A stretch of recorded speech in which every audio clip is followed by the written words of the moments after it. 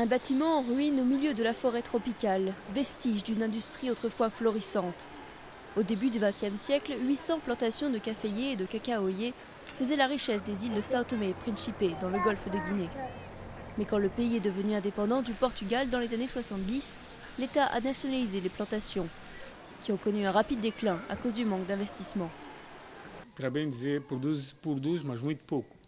Pendant la période coloniale, les gens travaillaient beaucoup. Aujourd'hui, en vérité, on produit très peu de cacao. On manque d'outils, de gens pour travailler et prendre soin des arbres. C'est dommage. Il faut que le gouvernement donne la plantation à quelqu'un qui veut augmenter la production.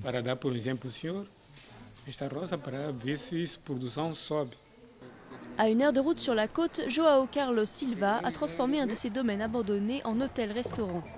Ce chef cuisinier, très connu sur l'île pour ses émissions culinaires à la télévision, se veut un pionnier du tourisme agricole à São Tomé. C'est avec l'objectif de transformer une ancienne plantation coloniale dans une plantation culturelle dans le sens large du terme culture. Je pense qu'il y a des conditions, il y a des potentialités très intéressantes à São Tomé avec la plantation, les anciennes plantations, pour faire l'agrotourisme. Le projet a redonné vie à cette propriété.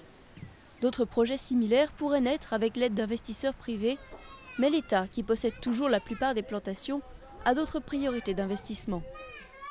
Quand les touristes viennent ici, nous avons maintenant des services à leur proposer qui génèrent des revenus. Nous devons développer tout ça, nos infrastructures, nos aéroports, pour améliorer le potentiel touristique du pays.